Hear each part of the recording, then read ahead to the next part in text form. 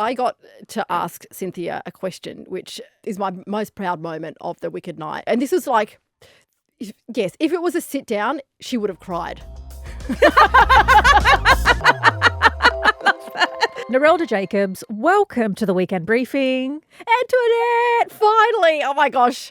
Us trying to get our diaries together to make this happen has been weeks, maybe months in the making. Yes, it's been wild. And we have been friends for years now and former colleagues at Network 10. But I haven't ever interviewed you before. No. So can I get you on the record swearing to still be my friend no matter what I ask you and how much I probe? Of course. That's what a normal conversation with you rolls, isn't it? Yes, this is true. This is how I roll. Yeah. So you are a Network 10 veteran, having spent more than 20 years of your career there, mainly as a Perth newsreader, but in recent years over in Sydney as a presenter for Studio 10 and now your own midday show. How difficult was it for you to shift from straight auto cue and facts and headlines to opinion and analysis? Like, was it daunting? Yeah, well, you don't think you've got opinions.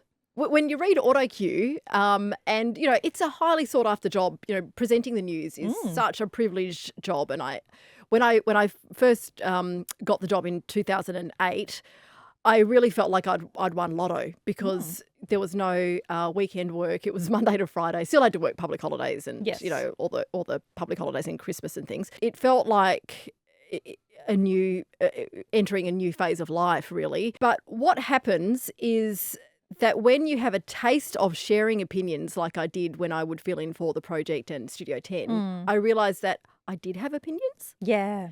And I quite liked sharing them because they were slightly different from anything else that I was hearing. But I find it really interesting that you say you didn't think you had opinions. I guess that's because as a presenter, you are so primed to try and bury that. Like, for me, hearing someone say, I didn't know I had opinions, I'm like, that is so foreign to me because I have an opinion on everything. Yeah, because you're reading things that have been written by other people that have gone through several sets of eyes before you go to air with it. So there's no room to put your own spin on things. There's no room for your personality in there. You just have to read the auto cue and present the news to people. The moments that you do get to ad-lib is in and out of the weather, in and out of sport. And so then it's not really you anyway. Yes. So that's what I mean. So then sitting at a desk with other panellists who are all like sharing their opinions very freely and openly. And if you've got a microphone in front of you and if you're live to air, you have kind of a responsibility to speak the truth. Yeah. And that's where I found myself having to speak the truth.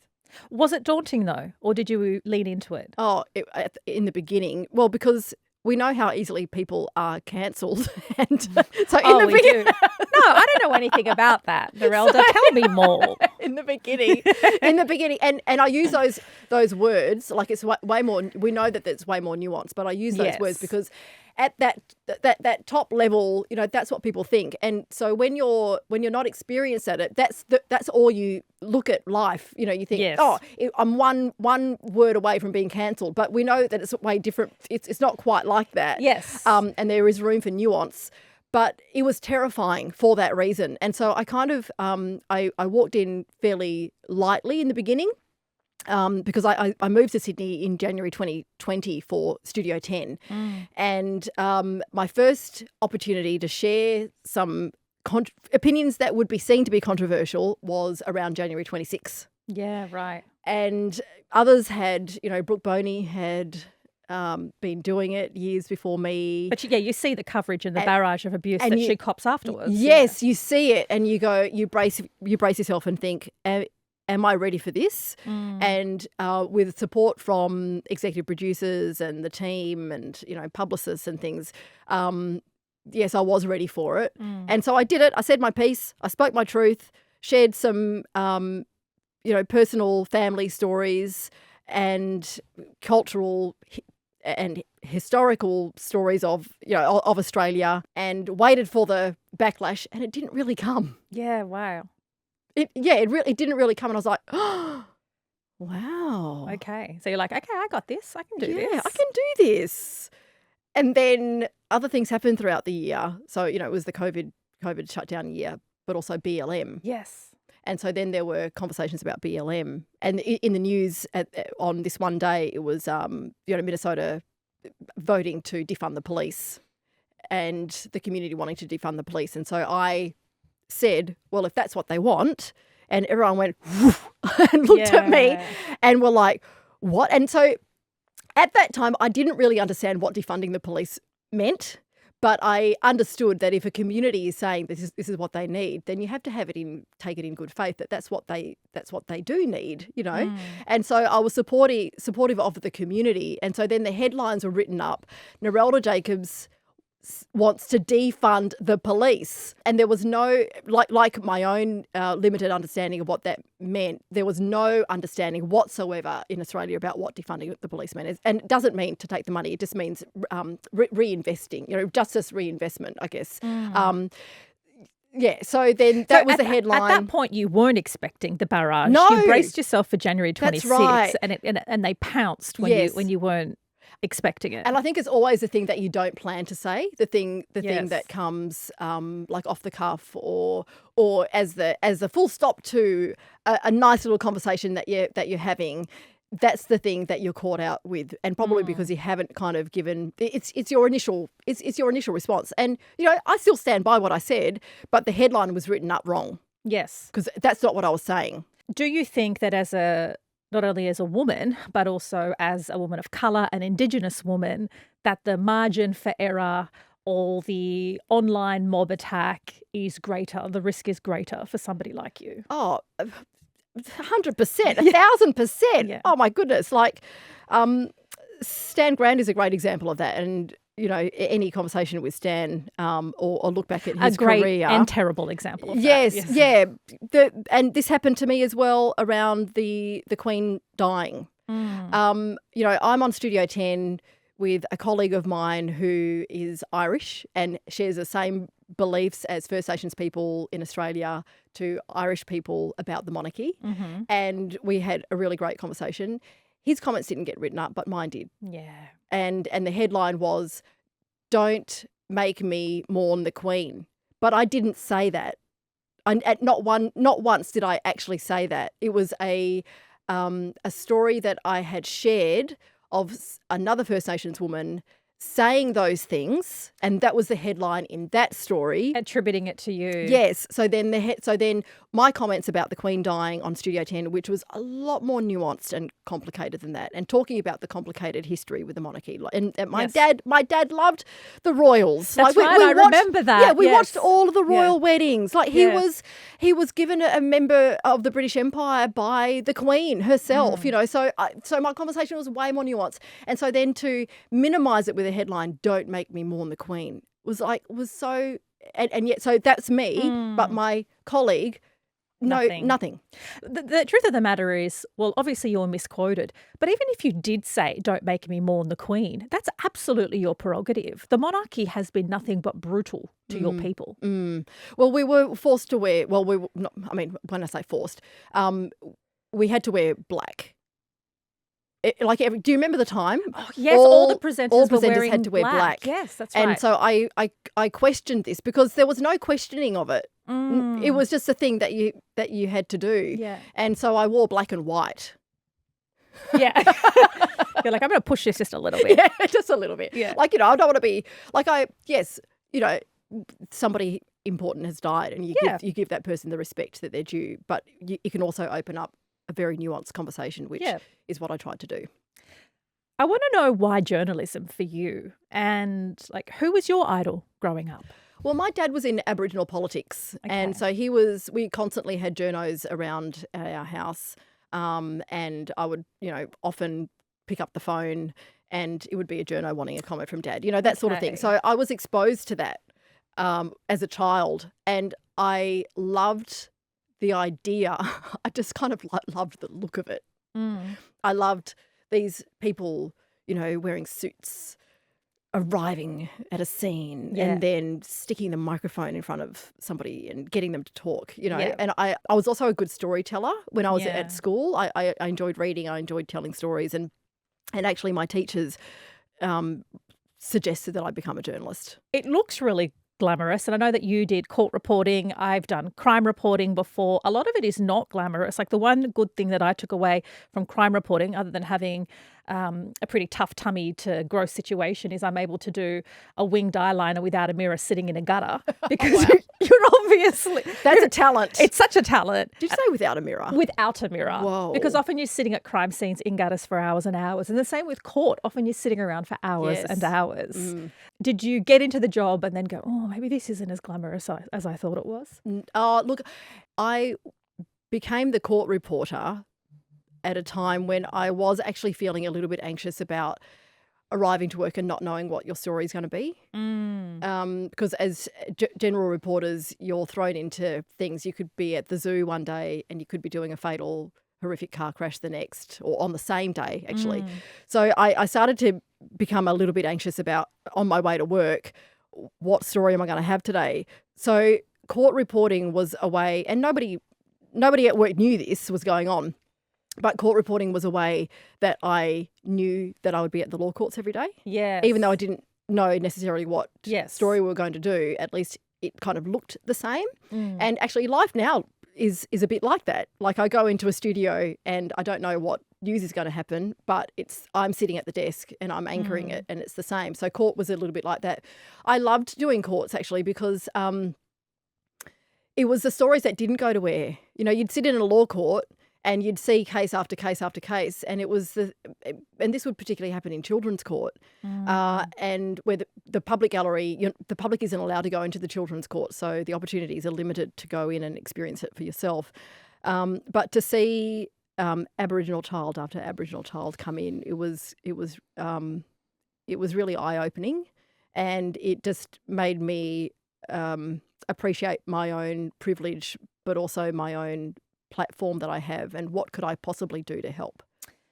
It also demonstrates, I'd imagine, the stories that get selected to listen to in court, because as you say, you listen to matter after matter after matter, and it's like, well, why is this child victim? Were you ever in a position where you're thinking, why is this child victim of more importance than all these other First Nations child victims? Yeah, it's interesting, Antoinette. You suppress those feelings in the early stages of your career. Yeah, because you do the job that you're assigned, and you don't really suggest any other way. It's really bizarre what happens like early in your career. Now I would see a different story come up, more newsworthy than the one that I was originally assigned, and tell somebody about it and say, this, we should actually be doing this one. Yeah. You do that sort of thing now, but when you start out, you don't question authority, or you don't question the way things are done, because you're told that this is the way it's done. Absolutely. Well, when you started your career, as well as it seeming very glamorous, there was a lot of trust and respect, well, far more trust and respect in legacy media. It has been trust, that is, has been plummeting for years now. Do you think it's justified and that some audiences are being let down? Once you see injustice, you can't unsee it. And every day I'm pushing editorially to cover the most newsworthy things. And it just so happens... Well, from your lens, obviously, and you bring a different lens. Yes, from my lens. And it just so happens that the most newsworthy things that happen relate to vulnerable people, relate to First Nations people with disability, people from non-English speaking backgrounds. Every week the coroners around the country are handing down findings that make recommendations that highlight racism and, terrible things that happen in this country. But they're kind of seen, these stories aren't seen to be palatable, so we don't often cover them. Once you know what's not being covered, then you start to push back more, because you feel that our audiences deserve it, are deserving to know what's going on in the country they live in, not the censored kind of version of what's going on in the country. The sanitised version. The sanitised version. We've spoken before about how being a first or being, a minority is a privilege, but also a burden when you have a platform. Being queer and Indigenous and a female in commercial television. Where are you at this moment in, I guess, the scale that can tip either way? Does it feel more like a privilege or more like a weight that you carry? Yeah, it's a great question. Definitely a privilege. If I could do everything I wanted to do, then it would be outstanding. But there are still, checks and balances before we can put something to air. Every day I wake up to messages of people wanting to platform certain issues, and I can't do everything. So that's when it weighs very heavy, because I just feel like, if you've got a platform and if you've got airtime, there are so many stories that just don't get to air. It's a constant battle, but yeah, it's definitely more of a privilege, and I love the platform that I've got. And in a recent keynote speech at the annual Crown Pride Luncheon, you mentioned that you had found that you were, I guess, not pigeonholed or framed as the go-to person for woke. And I put that in inverted commas because that is such a weaponized word, but woke issues. A lot of woke issues relate to, people of colour, people from LGBTQIA plus the community. So it's a lot harder for people who aren't in those communities to speak on those issues. And when you are from those communities, they look to you, or you feel like that, they might not always look to you, but that you feel that they are. And people think they're doing the right thing by allowing you the space and time to talk about it, and a lot of the time I ran with it. Yes, this was my moment. This is an issue that's speaking to me. So I'm going to share some lived experience, because lived experience trumps everything else. Yes. When you're talking about these sorts of issues. So yeah, I would take those opportunities. But I also appreciated having allies. Oh my God, yes. You get tired. Yeah. So tired. Which I'm going to give someone an enormous shout out. Angela Bishop is an incredible ally. Yes. I really love working with her every day, and she's just so supportive, and yeah, so I love working with her. Yeah, she's a wonderful woman, but you need that. You need allies. You also need people who amplify these issues. Yes, lived experience, nothing can compare to lived experience, but there are also facts. As you say, there's coronial inquests, there's Amnesty International reports, there's royal commission, there's so much else that you could do as an ally. I'll just share something that I've experienced in terms of that weight between burden and privilege, because I'm feeling at the moment that I'm feeling quite burdened in terms of the humanitarian crisis in Gaza and the ongoing rising death toll in Lebanon, that so many people look to me and go, well, you say this and you do this and you wear that and you interview this person, or people coming up quietly and saying in the media, and people with profiles going, you are so brave. I love what you're doing. And I feel like saying, you be brave. You do it. Yeah. Because it's so hard. And I think what people think is that it's easy for you. You do it because it's easy for you. But it's not easy for us. No. To see your people dehumanised, disenfranchised, killed, it's not easy. It's hard every time. Like every time you say something, every time you platform someone, there is a huge toll that it takes. And so it's not easy for you to do it. So you need others to do it. Yes. And I think for me, when I've championed a story, and when I feel like I'm the lone person that has done the story, when somebody else comes and takes the load and also does it, you feel the weight lifting. Yeah. And then it gives ownership of that story to a group rather than an individual or a community. And it's a really empowering, uplifting place to be when that happens. So we need that to happen more. In keeping with woke, there is this war on woke, and we hear this phrase bandied around as though woke warriors, they're coming after us and they're going to harm us and our children and our liberties. But how successful do you think this has been by certain politicians and certain conservative media personalities to distract people, to build up this fear and distract people from pressing issues like income inequality, the fact that companies are paying less tax than ever before, or the horrendous state of our environment. Like, do you think they're being successful by weaponizing woke? Yes, because if you talk to people, they're like, "Oh, we're all having to go to the same toilet," or you know, or they're not selling girls or boys clothes in Kmart anymore, or you know, or you can't even be a mum or dad. Like, you've got to be a birthing parent, or you know, they're the things. They're the things people remember. Yeah. Not the serious things about people's gender affirmation and living their authentic selves and being the person that they were born to be. You know, those are things that stick in people's minds. And what they don't understand, and when these messages are delivered, it doesn't come with, you can still be a mum or dad. We will also have a birthing parent category.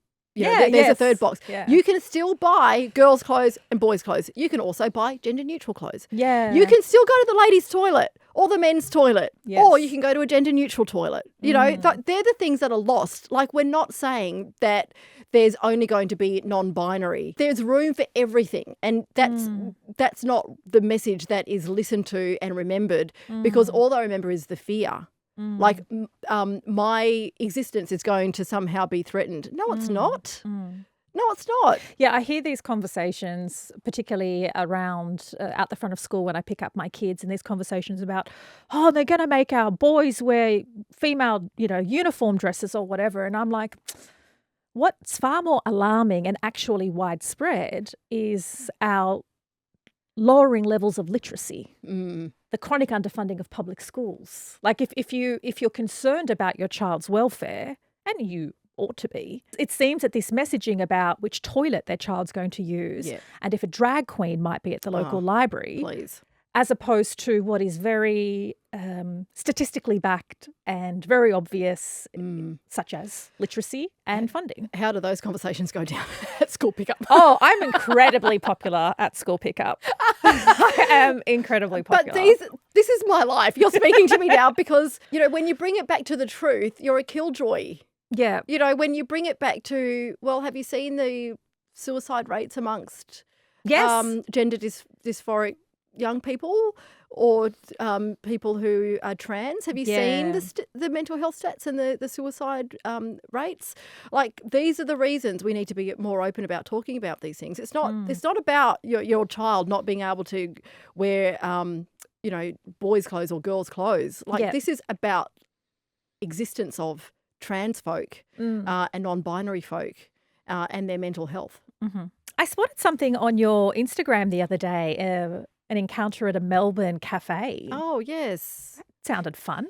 Well, I was just there for a night and doing something with on domestic and family violence in the First Nations community and reporting of it. And so I was about to have this awesome day with these incredible women and leaders in the space and other journos, which we don't ever get a chance to do that, other black media. And so I went for breakfast to set myself up for a day. You know what you do when you go to a different city and you're on your own, and or not even if you're on your own, you just go, do a little search to see where's a good breakfast place. So I found one, walked in. It was this bustling cafe. There were a couple of tables free. A couple free tables against these beautiful windows. I was like, oh, that's a lovely place to sit. I want to sit there. A waiter came over and ushered me to the back of the restaurant that wasn't so nice. It wasn't so well lit. And I said to him, what about that table? It didn't have a reserved sign on there. He said, oh, that's taken. No one was sitting there. There were no personal belongings, no sign of anyone taking that table at all. So I took his word for it and walked over to this other table that he sat me at. And it didn't come back to take my order for the longest time, and which gave me time to look around. Okay. And probably 5 minutes had passed or so, and an older man walked in and was sat at the very table that I had been told had been taken. Why do you think that happened? I know how I felt. Yes. What I felt was anger. Yes. What I felt was the victim of racism and probably misogyny. And I walked out And actually, I walked out and I took a few steps and I was like, no, I'm getting the more I leave, the angrier I feel. And so I walked back in because I wanted to know. You know, sometimes you want to know. Yeah. And so am I imagining this? Yeah, Happening? like there might be a reason. And Yes. so I walked back in and I wait. But again, I had to wait. And I was like, oh, God, I'm late for my amazing day. So I left it and went somewhere else and was given great service and was actually like it was like they had known what I just experienced. And they said, sit wherever you like. Oh. And they actually, like, it was almost like they lavished me with love, but they hadn't known what I had just experienced. And so, so not knowing, you know, not having that full stop moment on the experience, I was like, I'm going to take it to Instagram. Yes. Always an excellent way to resolve unresolved emotions. Yeah. And so I just put a story on there. Like I didn't want it to live on the grid. And I just explained what had happened and didn't, you know, I didn't say racism. Yes. But you just laid out I just said what happened. Yeah. And those who understand got it. Those who didn't understand didn't get it. Yeah, well, because here's the thing about racism. They're like, well, are you sure? How do you prove it? There's so much racism that is covert. And it's often hard to prove intent. Yeah. Very rarely now do people go around, although it still happens, pointing and yelling the N-word in your face. Yes, that's right. You know, like it doesn't manifest that way. No, that's right. Something else happened as well. A couple of weeks ago, I was at a very fancy event and a waiter was coming and pouring our drinks at the table. And I was only drinking Coke, but everyone was having wine. So I was like, oh, yeah, I'll have a glass of wine, please, a red wine. And so he comes and brings a bottle and he walks around the table and says to me, I do have to practice the responsible service of alcohol, but you look responsible. This was your first glass. Yes. And as he pours the drink, then he actually is very fumbly and spills my glass over, and the red wine just goes flying across this beautiful white tablecloth. And it's happening right in front of me. And people who aren't seeing what actually happened will think that it's me that's done it, you know. And so when I tell this story, this only happened a couple of weeks ago. I have actually told this story before in front of a group of First Nations leaders at a leaders summit. And when I told this story and his response, and also when I explained the situation to the person I was sitting next to, they said, don't read too much into it. Oh, there are two things, right? Having to prove racism exists, but often you just want to be heard and believed, right? Because he's never going to sign off and go, yes, I'm a certified racist. This act was done because I racially profiled you. Exactly. You're not going to get that admission. And so when you tell somebody, like, what would you have liked the person next to you to have said? Like, I'm sorry. Yeah. Do you want us to tell the manager? Yeah. Because actually the manager came over and said, is everything okay? And I should have said something to the manager because I can handle it. But if that was somebody out who doesn't go out very often to fancy events and this is their night of nights and they're told, like, I was sitting there really angry. Yeah. Right, really angry. Like, and the more I sat with it, the more angry I became. Yeah. So imagine if it was somebody on their big night out. Yeah. Who was told that and nobody understood them. So I should have said something to the manager because then it would have just alerted them that perhaps this person should do some anti-racism training or perhaps all of their staff should. Everyone should. Everyone should. Yes, everyone should. In fact, there's a framework now. Yeah, that's the Race right. Discrimination Commissioner has released an anti-racism framework that recommends anti-racism for everyone. Everybody. In keeping with the glamour and a ritzy night, hopefully this one without racism, you hosted the Wicked premiere. You interviewed Ariana and Cynthia Erivo. Are you sad, though, that you didn't make them cry like other Aussie interviewers did? Have you seen those clips? I love those clips. Look, I got to ask Cynthia a question, which is my most proud moment of the Wicked night. And I asked her, and this was like, yes, if it was a sit down, she would have cried. I love that. You were like, I could have made her cry. It's just that we were in a ball gown. It was uncomfortable. And we were standing on the yellow brick road outside with screaming fans everywhere. Okay, what was the question? And, the question was, when white actors play Elphaba and they take off the green, they're no longer othered. What is it like when you take off the green? Yeah. What did she say? She said, I'm still the person that's othered. I'm pretty sure that's what she said. I wish that went viral. Yes. I wish that had made her cry. She was crying on the inside. You have had such a mammoth year, but I'm excited to learn what's in store for you next. Oh, if you can share. 2025 is going to be a huge year. Mm-hmm. Karina and I are having a baby. Oh, my God! I'm going to come and hug you. Oh, I'm so happy for you. Oh, my God. Thank you, Antoinette. Papa. Thank you so much for that. That was beautiful. It's been really lovely seeing people's reactions, your reaction just now, and being able to tell people in person has been such a joy. Oh, it's so amazing. I have goosebumps. Because I wanted to also ask you what it's like being the mother of an adult child, because you have a daughter who's 20. She's 29. She's going to be 30 in February next year. Yeah. And so this motherhood journey is going to be. So I'll have when Jade is 30, I will have a newborn in a few weeks after that. Oh, wow. So Karina is we're due on March 18 actually. That is so exciting. Yeah. That is the best news. Yes. Yeah, it's really good. So so it's going to be and Karina is out. So and this is your genuine reaction, because I kept this a secret from you. Yes. Oh, I'm so happy for you. Oh, that's exciting. Yeah, so we'll have a 30-year-old and a newborn. Amazing. Well, you know who the March. babysitter is when you need to go out. Thank you. Oh, I'm so happy for you. It is always a pleasure hanging out and chatting. Thank you so much, Narelda. Oh, thanks, Antoinette. And a big 2025 for you as well. Love you very much. Love you.